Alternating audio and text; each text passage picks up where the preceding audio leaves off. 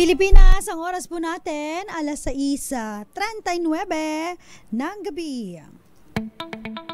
May problema ka ba sa batas?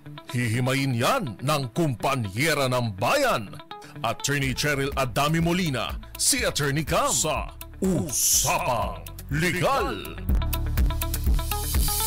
Usapang Legal.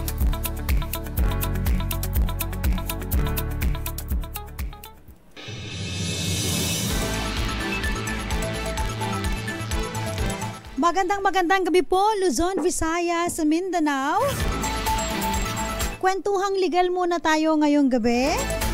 Kasama po, of course, ako po si Attorney Cam, Cheryl Adami Molina. Magandang gabi po sa lahat ng mga nakatutok sa atin worldwide. Sa DZRH, una sa Pilipinas, una sa Pilipino. Ang topic natin ngayon ay napakalapit sa puso ni Attorney Cam. Ito po ay may kinalaman sa ating mga kababayan na nagtatrabaho abroad, especially sa ating mga seaman. Totoo ba nakapag-seaman? Sabi nila, seaman loloko daw. Hindi naman. Sabi ng mga kakilala ko, pag seaman, magagaling daw yan na lumangoy at sumisid. Alam nyo po, karamihan po sa mga kababayan natin, especially dyan sa norte, no? Ako po ay taga Marcos, Ilocos Norte, pinanganak.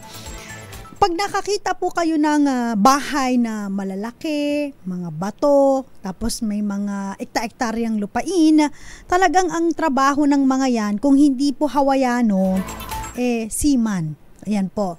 Kaya kilalang kilala kapag halimbawa magtatanong ka, "Uy, asan po yung bahay niya ito?" Yung seaman, yung malaking bahay diyan, diretsuhin mo lang. Jay. 'Di ba po? Kaya naman po karamihan po sa ating mga kababayan na eengganyo na magtrabaho bilang seafarer. At with the recent event po dahil naaprubahan na po ang ating Magna Carta of Filipino Seafarer, at least bibigyan natin at pagtutuunan ng pansin yung mga karapatan po ng ating mga seafarers.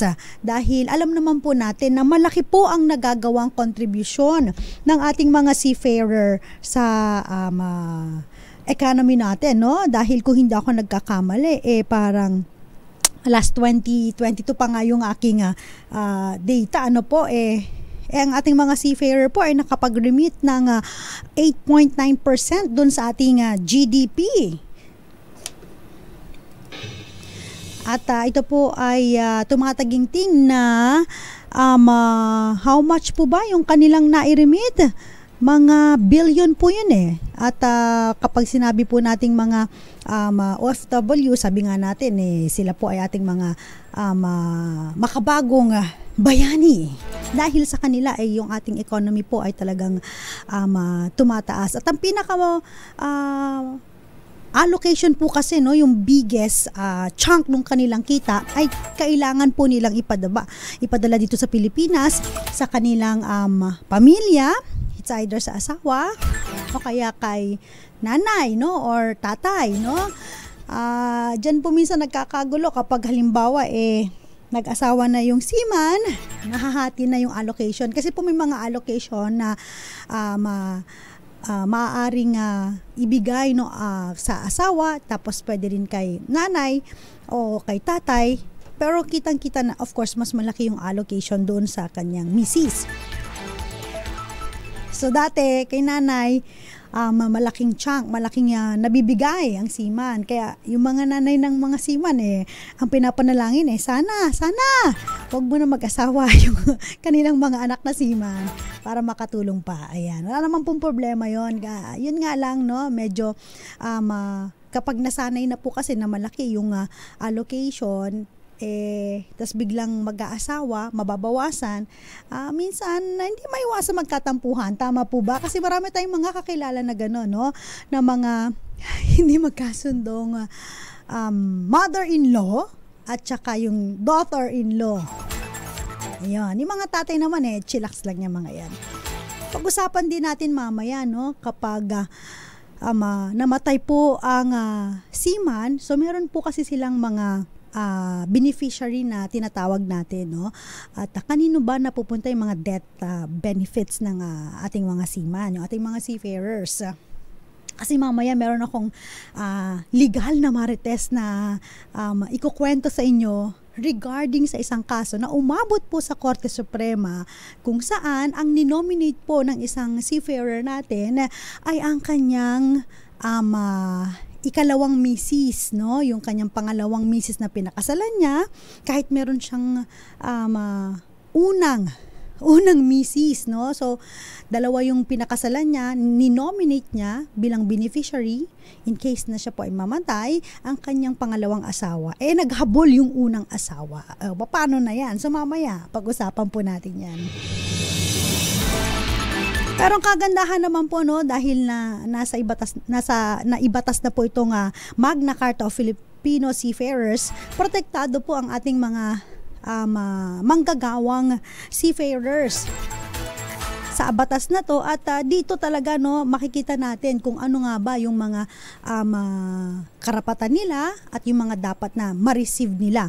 Hindi natin to tatalakayin yung mga may kinalaman na, no, about dun sa mga malalalim na probisyon ng nasabi, kasi napaka haba po ng probisyon, no, ng itong Magna Carta of Filipino Seafarers. Kung isa-isahin natin, hindi natin matatapos yan. So, basically, yung mga basic lang po natin. Provision na may kinalaman po sa mga karapatan ng ating mga seafarers na dapat din po alam ng ating mga kababayan, yung mga next of kin na tinatawag natin, at yung mga may kapamilya. Naalala ko tuloy yung aking classmate sa law school, no? Ayan, tawag ko sa kanya Mami Cass. Ito si Mami Cass, hindi ko alam, no? Pero parang mga seaman yung kanyang mga nagiging boyfriend. Yan. So parang yun ang kanyang yun ang kanyang parang gusto, no? Ang kanyang maging kapartner o katuwang sa buhay ay isang seaman. Malayo po at saka mahirap na maging misis, no, at makapag-asawa po ng Mr. na seaman, dahil unang-una syempre yung inyong long distance relationship. Alam naman po natin na kapag long distance relationship, karamihan po dyan ay 90% ay hindi nagtatagumpay. So bilib na bilib tayo, no, sa mga kahit may long distance relationship, nagiging okay pa rin ang pagsasama. Kasi yung kanina na imamarites ko sa inyo, ito nga dahil sa long distance relationship, may nakilala siya, no, during that time na siya ay umaakit sa barko, yung kanyang kapartner, yung kanyang pangalawang misis, doon niya nakilala. So yun ang mahirap. Pagkalaban mo ang depression, ang kalungkutan, no, kailangan meron kang kausap. Yun ang mga nagiging struggle lang ng isang ng mga misis, no, sa kanilang mga mister na nagtatrabaho abroad. Again, hindi natin nilalahat kasi meron pa rin pong 10% na okay naman po ang kanilang samahan, di ba? Sometimes po ang mas malupit nga hindi yung mga seafarers ang nangangaliwa, kundi yung kanilang mga mister o misis na naiiwan dito sa Pilipinas. Ang tukso talaga, dapat hindi nilalayuan yan. Dapat yan tinataboy. Okay, kasama po sa mga, of course, no, mandato po ng ating saligang batas ay protektahan ng ating mga kababayan na nagtatrabaho abroad, ang ating mga seafarers, ang ating mga seamen, tsaka seawomen. Yan. Dahil kasama rin po sa batas na to na binibigyan diin, no, yung mga nagtatrabaho na babae, karapatan ng mga kababaihan, ng mga seafarers, ano ba yung mga dapat na pwede nilang makuha din po. Unfortunately, ito pong ito pong Magna Carta natin, hindi po applicable po ito, no, sa mga warship. Ayan, hindi rin po ito applicable sa mga domestic shipping, parang ganun po, no? At hindi rin po ito applicable sa mga government na hindi naman po engage sa mga commercial operation. So, fishing vessel ay hindi rin po dito kasali, no? Yung mga seafarers natin na nagbo-board ng domestic ships, basically, ang nag-govern po sa kanila ay ang labor code at yung mga iba pang mga applicable laws, rules, and regulation. Okay? Kaya naman, shout out daw po sa lahat po ng mga nanonood sa atin na may kakilala ng mga seafarers at yung mga mahilig magjowa, ayan, at nakakita ng pag-ibig sa isang seafarer. Ayan, shout out sa inyo. Mabatiin ko lamang din po yung mga nanonood sa atin ngayon. Magandang gabi po. Ayan ha, tuloy-tuloy pa rin po yung ating pamimigay ng mga papremyo, pero tapos na po yung ating Malakas Online promo. Kasi ang promo na po natin ngayon ay may kinalaman po sa ating stickering promo, kadikit promo, kung saan ang mga staff po ng DZRH ay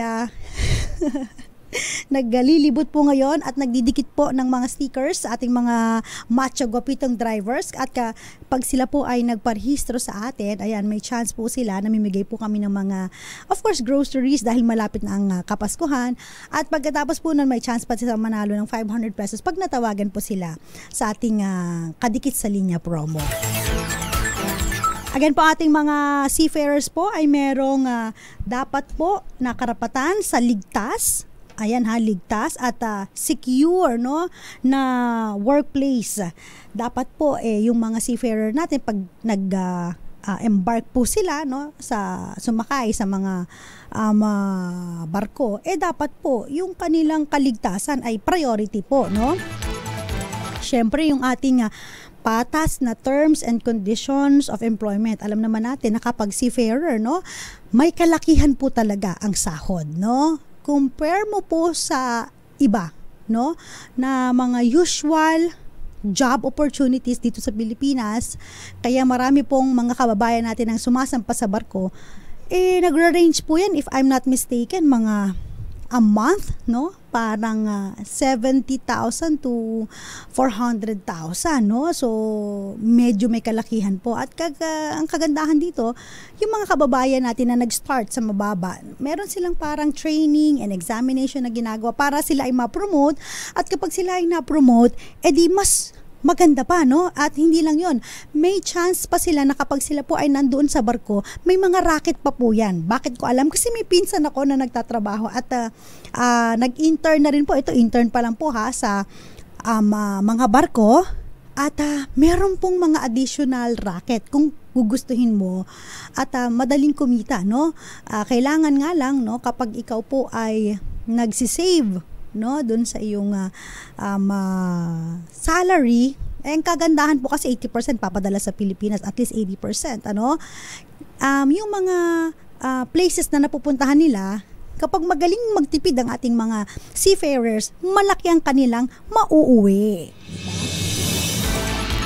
So again, patas po na terms and condition, yung mga tuntunin, yung mga naisasaad po sa kontrata. Kung halimbawa po sila po ay kinuha bilang isang sabihin natin crew as or a waiter, no? Dapat yun po ang trabaho na ibibigay sa kanila, hindi po iba doon sa definition ng job description nila. Importante po yun.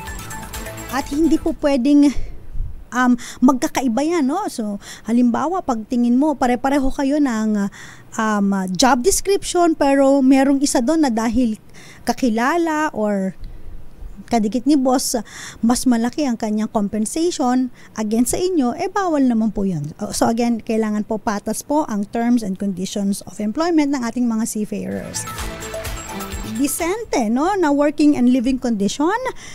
Kapag sila po ay sumasakay, ibig sabihin kapag sila po ay dapat magpapahinga, meron naman po silang maayos na tulugan. Ayan, so importante po yan. So kung sila po ay gagamit ng mga palikuran, maayos din po, no? So kailangan po ang kanilang living condition na, syempre alam naman natin na hindi sila makakababa ng ilang buwan doon po sa kanilang boarding vessel, no? Kailangan maayos naman po yung kanilang tinitirahan at yung kanilang pahingahan. Ang kagandahan pa po dito sa ating Magna Carta for Seafarers, sila po ay meron na rin pong karapatan na magkaroon po ng organisasyon, no? Pwede na silang magkaroon ng self-organization, at yung organisasyon nila, pwede po silang makipag-usap sa management or yung tinatawag natin na collective bargaining para naman po mapaaganda pa at mapaangat ang kanilang working conditions at lalong mag-boost ang kanilang moral at lalo pa nilang pag-igihan, no, ang kanilang pagtatrabaho doon sa kanilang employer. So yun po, no, so meron po again sila po ay pwedeng magkaroon na mag-join, mag-organisa, o kaya naman mag-assist sa formation ng isang legitimate labor organization. Katulad din po dito sa ating regular companies na nagkakaroon po ng mga CBA, Collective Bargaining Agreement, mga labor union, pwede na po sa ating mga seafarers. And syempre po, no, pinaka-importante rin po na tinitignan pagdating po sa Magna Carta is yung kanilang medical assistance, no? Kapag nangailangan po ng medical assistance ang ating mga seafarer, dapat meron po agad yan, no? In fact, meron akong kliyente before na nagkaroon siya ng injury during sila po ay nasa in transit, pero ang kagandahan naman po ay parang nag-stop over sila bigla doon sa isang bansa kung saan siya po ay binigyan agad ng medical attendance para naman po hindi malagay sa alanganin ang kanyang kalusugan. So importante po na ang mga seafarers natin ay protektado when it comes to health condition at syempre yung mga pangangailangan nila when they seek medical attendance. So ayan, no, mamaya excited na yung iba, no, sa ating imamarites dun about sa death benefits, no. Ayaw naman natin, no, knock on wood na mawala yung ating mga seafarers, pero in case na dumating po sa punto na ang ating mga seafarers ay namatay, so papaano na po ba yung death benefits? Papag-usapan natin yan sa pagbabalik po ng usapang legal kasama si Attorney Cam, at syempre ganun din po yung mga karapatan ng mga kababaihan naman po ng mga seafarers. Ang dami ko rin kakilala, no, mga classmate ko ng high school na naging seafarers. Oh, tsaka yun, ang gaganda na po ng bahay nila. Magandang gabi, Jovignano Ponting, Virgilio Sakdalan, Conbanwa, ayan sabi niya. And of course, si Joy Gurimbao. Good evening po from Michigan, USA. At ganun din po, syempre, batiin din natin ang mga nakatutok sa atin ngayon sa DZRH Dos Compañeras Facebook page. Magandang gabi po sa ating mga masusugid na tagapakinig. Ayan, hello po. Hello po, ayan, kina Herminia Albuna Maricel, Albunhan, Violeta Sombrano, at Belen Rivera. Uy, buenos noche, sabi niya, Attorney Cam. Hi, Gael. Maganda. Uy, nagkita kami ni Gael. Pinasalubungan ako nito. Thank you, Gael. Sana hindi ka na nag-abala, pero na-appreciate naman namin ang iyong pagbisita. Kay Moonbeats, Charo Abraham, ayan, at kay Janet Ku, Gian de Polonia, magandang gabi po. Babalik po ang usaping legal kasama po si Attorney Cam, Cheryl Adami Molina. Yung mga nasa DZRH News, shoutout natin yan maya-maya. Sa mga nanonood sa atin sa mga cable channels, ayan, sa Sky Cable Channel 129, Signal Channel 18, Destiny Cable Channel 129, Cable Link, Bicol CATV System, TVZ Cable Network, JP Cable TV, Madera Cable TV, at syempre sa mga nakatutok sa atin sa radyo. Nakikinig po sa Talapihitang 666. Magandang gabi po. Babalik po ang DZRH siya. Usapang legal kasama si Attorney Cam. Diyan lamang po kayo, ilan po munang mga paalala.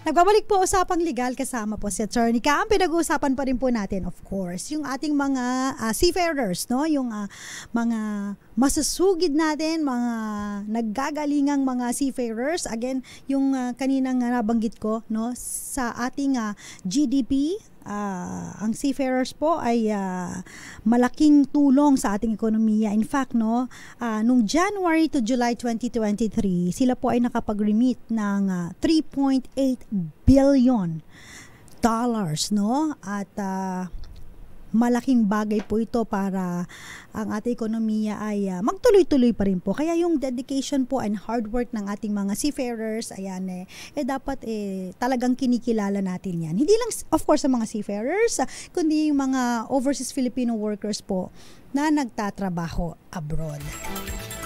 Ito na, no, yung pinag-usapan natin kanina, papaano yung death benefits, no? Pagdating po sa usapin na nagkahiwalay po yung unang asawa at nag-asawa ng panibago, pareho, tapos may mga anak, tapos eto na, sino na po ang magre-receive nung death benefits po ng seafarer or yung seaman, no? Kasi po meron pong isang kaso na nakarating sa Korte Suprema. Ito na, chismis. Ay, hindi ba siya chismis, pero legal na chismis. Marites, yung mga marites dyan. Kasi itong si Pedrito Macalinaw, if I'm not mistaken, no? Meron siyang asawa by the name of Serena, no? Siya yung kanyang unang asawa at meron silang isang anak na ang pangalan ay Cindy. Ayan. So, ang nangyari po, itong si Pedrito, nagkahiwalay sila ni Serena at si Pedrito ay may nakilala during siya po ay nagtatrabaho sa barko. At ang pangalan naman ng kanyang pangalawang pag-ibig ay si Elenita. Okay.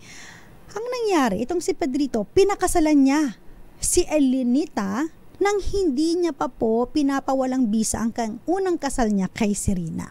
Okay? At itong si Serena, ganon din. Meron ding natagpo ang pangalawang Gloria at itong si Serena ay nagpakasal din po sa iba. Without both of them annulling their marriage, yung kanilang, of course, no, kasal.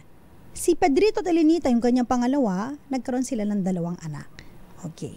So ngayon, nung namatay si Pedrito, ang nakalagay po sa kanyang beneficiary ay si Elenita at ang kanyang 2 anak. Kaya naman, kinontes ito ni Serena. Sabi ni Serena, yung unang asawa, sabi niya, dapat kami ang mag-receive ng death benefits dahil kami ang unang asawa, kami ang legal. Okay. Sabi naman ni Serena, ay hindi ko alam na meron palang una, no? At hindi lang yan, di ba nagpakasal ka din naman? so meron ng gano'n, no? May mga gano'n ng allegation, no? Ikaw, Serena, nagpakasal ka naman sa iba, tapos hindi ko naman alam na meron palang una. Kami ang nakalagay na beneficiaries, so dapat sa amin mapunta yung death benefits. Ngayon, nag-rule po ang RTC, ang Regional Trial Court. Sabi ng RTC, in accordance doon sa memorandum na nilabas ng POEA, dapat i-divide among beneficiaries in accordance po sa rules in succession. Okay. Pag pinag-usapan po natin yung manahan or rules on succession, ang tatanggap po niyan ay yung legal na asawa, yung anak, at yung kanyang mga illegitimate children kung meron, di ba? So, ganun po ang sinabi ng RTC. So, anong sagot ng Korte Suprema? Ang sabi ng Korte Suprema po, ang benefits po, no, yung death benefits ay payable po sa legal heirs, pero hindi po ito not as an inheritance. Kasi nung namatay naman po siya, hindi po ito yung mga properties or ari-arian na napundar niya. Kasi yun yung nagko-cover ng inheritance. Ito kasi bigla na lang lumabas after niya mamatay. Pero yung proceeds from the death benefit, ang sabi ng Korte Suprema, dapat po ang maging successor ay yung legal na asawa, yung anak, at yung illegitimate children. So, hindi po na-invalidate, no?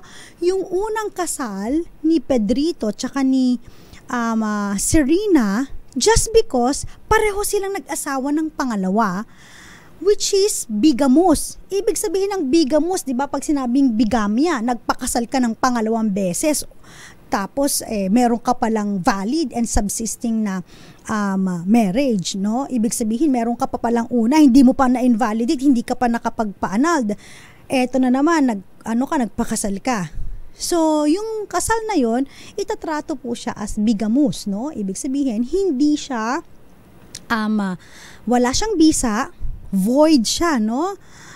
At in existence, ayan. So, parang as if hindi siya talaga nangyari.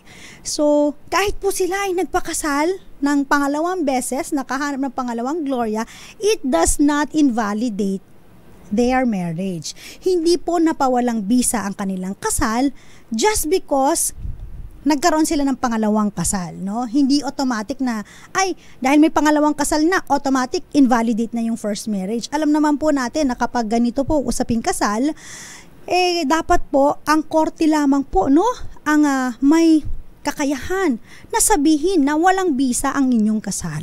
Okay? So, because of that, again po, hindi po ni-recognize yung arguments na dahil meron pong pangalawa, invalidate na yung una. So, ang nangyari, ang distribution po, 1/2 nung benefits po, yung death benefits, ay napunta dun sa anak, kasi po, ganun po yun no? Kalahati sa anak. Yung 1/4 napunta kay Serena, dahil siya po ang legal na asawa, at yung mga illegitimate children, naghati po sila sa another 1/4. So, tig 1/8 sila. So, yun po, no? Kapag death benefits, ang legal spouse, ang kanilang mga anak, whether legitimate or illegitimate, ang makaka-receive po ng death benefits ng isang seafarer. So, yon, klaro po yun, ha? So, ganun po, no, kahit po na mag-nominate kayo, i-nominate po ninyo ang inyong mga pangalawang asawa o yung inyong ka-live-in. Kung meron po kayong valid and subsisting marriage, no, ang makaka-receive pa rin po ay ang inyong legal spouse at ang inyong mga anak. Okay? Again, yung mga illegitimate children, sila po ay makaka-receive din. Ayan. Masalimuot po talaga, no? Kapag pinag-uusapan family relations ng ating mga seafarers, dahil sabi ko nga sa inyo, marami pong mga kababayan natin na pag nasa abroad, tapos long distance relationship, hindi po nag-work ang kanilang relasyon. So nakakahanap po sila ng ibang magko-comfort sa kanila o kaya ibang karelasyon. Yun nga lang po, again, meron pong mga legal consequences kapag kayo po ay again namatay o kaya naman po ay eto na, meron ng mga benefits na makukuha mula sa inyo. Okay, pag-usapan naman natin, sabi ko kanina, yung mga kababaihan naman po na sumasakay ng barko. Marami po akong mga ganyan, mga kaklase na gusto nila na magtrabaho din po sa mga barko. At alam niyo po ba na sa Magna Carta for Seafarers, sinasabi po ng batas natin na dapat ang mga kababaihan na sumasakay ng barko ay hindi po nadidiscriminate. Okay? Just because na sila po ay babae, hindi sila dapat ma-promote. So, bawal po yun. Kasi may mga iba na pareho sila ng skills required. Pero dahil babae to, wag natin to i-promote, yung lalaki na lang. Bawal po yun.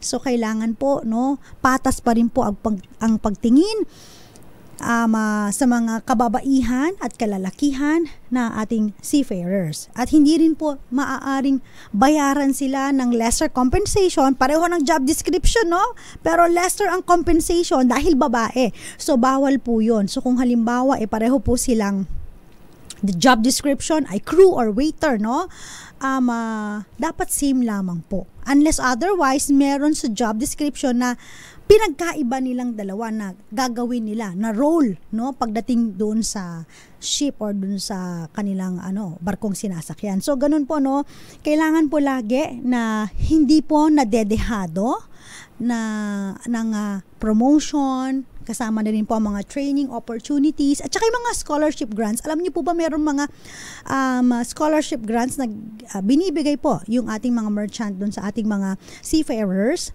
At kung magkakaroon man po ng scholarship grants, dapat po pantay pa rin po ang pagtingin sa kalalakihan at kababaihan. So hindi po dapat sila nade-deprive, no, doon sa mga ganitong mga benepisyo just because sila po ay babae. Okay?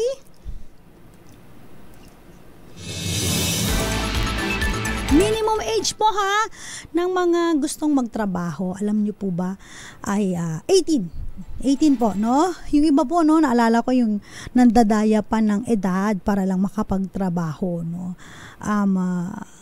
Huwag niyo pong gagawin. So, again po, required po na kailangan po ay 18 years of age, minimum age requirement po for employment, engagement, para po makapagtrabaho sa mga Philippine registered ships na nag-ooperate po domestically o kaya naman po internationally.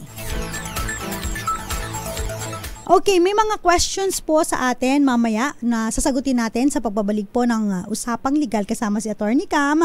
Kasama na po ba dyan yung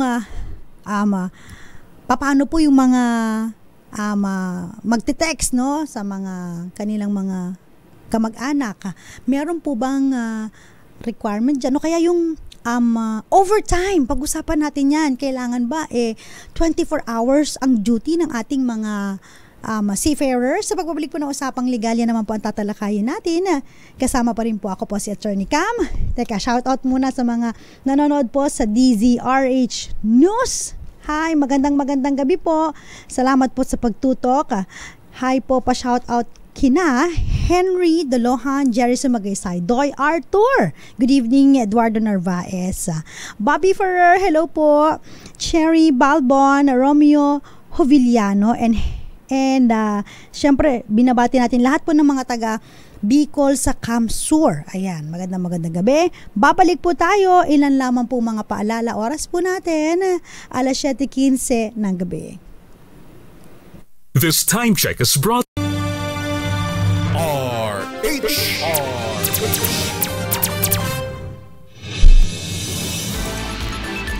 Usapang Legal pa rin po, kasama po si Attorney Cam. Meron po pala akong TikTok account. So, kung gusto niyo pong hanapin, search niyo lamang po sa TikTok Attorney Cam. Sumasagot po tayo doon ng mga katanungan ng ating mga kababayan kapag sila po ay merong mga gustong itanong regarding po sa mga usaping legal. Ayan. At patuloy pa rin po natin na pinag-uusapan ang tungkol po sa mga karapatan ng ating mga seafarers. Ayan, magandang gabi po sa mga seaman. Ayan. At ganoon din po sa ating mga sea women. Mga seafarers, ayan, na walang sawa, no, na nagbibigay pugay sa ating ekonomiya. Mabuhay po kayo. Again po, kasama po sa ating Magna Carta of Seafarers na napirmahan po ngayong September 2024 lamang ng ating Pangulo, kailangan po sila po ay protektado pag pinag-uusapan po naman ang diskriminasyon regarding sa race, sex, gender, religion, o kaya naman even the political opinion, lalo na malapit na po ang eleksyon, no? Next year. So, kung sila po ay magkakaroon ng mga kuro-kuro regarding sa kanilang mga pambato, dapat po ay hindi po sila dinidiscriminate when it comes to expressing their own opinion, their own political opinion. Kung sino ba yung bet nila, bakit ganyan, bakit gano'n, no? At ang pinaka-importante po, kailangan po ay sila po ay protektado in all forms of harassment and bullying. Meron po akong isang kliyente, no, na siya po ay naharas. Lalaki po ito, hindi lang po mga kababaihan ang nahaharas, no, pagdating po sa mga seafarers, no. Ang ating mga kalalakihan, real talk, ay nagsasuffer din po ng harassment and bullying, no? Ang mga seafarers po dapat po ay protektado against sa lahat po ng mga ganitong harassment and bullying kapag sila po ay nakasakay sa barko o kahit po sila ay onshore, di ba? At dapat po yung mga ship owners ay mag-adopt ng mga polisiya na mapoprotektahan ng mga crew members, especially among male and female seafarers. At dapat po ay bigyang pansin ng mga ship owners kapag may mga incident report na may kinalaman po sa harassment and bullying. So meron po dapat silang mga grievance mechanism, ano ba ang dapat na gawin kapag may mga natatanggap sila ng mga ganitong report or incident, no? Hindi lamang po basta-basta na sige magbati na kayo, walang ganun, no? Kailangan po ma-address itong mabuti dahil mabigat po ito, no, pagdating sa mental health ng ating mga seafarers, no? Kasi susunod nating topic, dapat meron po silang again medical attention. Included sa medical attention not only the medical facilities but yung mga mental health. Ngayon po with the advent of the technologies, di ba, alam naman po natin na yung mental health marami talagang nakaka-experience at hindi po ito biro-biro, no? So, dapat meron din pong pagtutok sa ating mga seafarers, lalo na't sila po ay nasa malayo, malungkot, hindi po ba? Ang kalaban talaga kalungkutan sabi ng ating mga kababayan na nag-a-abroad. Syempre, malayo ka sa pamilya mo, hindi lamang yun. Imbis na usual yung iyong ginagawa, no? Bigla na lang parang 360 nagbagong lahat because of your job, tapos kailangan ganito, ganyan. Speaking of yung access to communication, no, importante po ito sa mga seafarers, no? Kailangan po during their free time o kaya hindi po sila naka-duty, bawal po na hindi sila makagamit ng cellphone para maka-access, no, sa kanilang mga pamilya, no? At saka dun sa mga internet facilities, no? Yung pinagdadamot yung wifi. Ano ba naman yan? So, pag available, dapat mabigayan sa ating mga seafarers. Para naman po, no, ang mga kababayan natin, yung mga kamag-anak nila dito, next of kin, nag-aalala, no? Kamusta na yung kanilang mga mahal sa buhay na nagseaman o kaya mga seafarer. Kasi, di ba, with the recent incidents, no, na sinusugod yung ating mga shipping vessels, no, lalo na diyan sa may malayong lugar, no, dapat po isabihin agad, no, in fact, no, ang ating mga kababayan po na seafarers na halimbawa po ay sila po ay na-abduct o kaya naman po ay na-subject into piracy yung kanilang sinasakyan, kailangan po sabihin po agad, no, ng ship owners yung impormasyon na ito doon sa kanilang mga relatives or next of kin. So, importante din po yan. Okay? Ayun, ang dami na nating topic. Sana na-address natin yung mga questions, yung mga sabi ni Hoveniano, no, lahat po yan, Attorney Cam, mapa sea base or land base, no, may mga bullying na nangyayari. Pero hindi po yan ang dahilan para tumigil sa pag-abroad. Yan. Tama, 'di ba? So talagang lakasan ng loob. I love my family sa Leyte at Cebu. Ay, totoo to, sabi ni Dante, isa pa po talaga yung wifi sa barko, pinagdadamot ng mga opisyal sa barko, akala mo sila may-ari. Oy, wag naman po, no, bawal po yan. Again, dapat po, sabihin niyo po, meron po kayong access, no, sa mga internet facilities. In case na hindi kayo naka-duty, kailangan ma-access niyo po yun. Nakalagay na po yan sa ating Magna Carta for seafarers, no. Bad naman yung mga yon, yung hindi nagpapaano, di ba? Pa-access ng wifi. Buti pa yung wifi ng kapitbahay. Free for all, no? So sana yung mga opisyal ng barko, makinig po kayo. Huwag niyo po ipagdamot yung wifi, ha? Kailangan po sila po ay maka-access niyan at sila po ay bigyan ng impormasyon yung kanilang mga kamag-anak dito sa Pilipinas kung okay ba sila, kamusta na sila at nasan ba silang lugar. Okay, meron din po kayong right to vote ha. Huwag nyo kakalimutan yung ating mga seafarers sa ating overseas absentee voting of 2013. Kayo po ay may karapatan na bumoto rin po dahil again, nabanggit ko kanina, nalalapit na yung election, no? Next year sa Pilipinas. And speaking of election, no? Kamusta na kaya election na nagaganap sa ating ibang bansa, no? Hindi pala nating karatig bansa, no? Hindi naman pala kalapit, pero sa ibang bansa, kung saan yung mga OFWs natin or yung mga kababayan natin na naging green card. Kamusta na kaya dyan, no? In a few hours, malalaman na natin kung sino po bang magiging presidente ng US of A. Ako po'y magpapaalam na. Maraming salamat po sa mga tumutok sa atin. Thank you so much po. Magandang gabi po sa mga nakikinig sa atin ngayon. Silipin ko lamang po yung ating DZRH News Television. Yung mga nanonood sa atin, thank you so much. Sana po marami pa tayong mabigyan ng of course knowledge, no, about sa mga legal issues, especially sa ating mga seafarers. Shoutout kay Cherise Balbon. Sige, check natin, Cherry, ha, yung iyong papremyo. Nakasama niyo po Attorney Campo. Again, hanapin niyo po sa TikTok. Follow niyo rin po ako if you want. At syempre, wag kakalimutan lagi na makinig 6:30 to 7:30 usaping legal. Susunod naman po usaping pangkalusugan. Ayan, pag mga public service po, dito po yan sa DZRH. Ang kauna-unahang radyo sa Pilipinas, diba? Una sa Pilipinas, una sa Pilipino. Ako po si Attorney Cam, oras po natin 7:30 ng gabi. Magandang gabi po.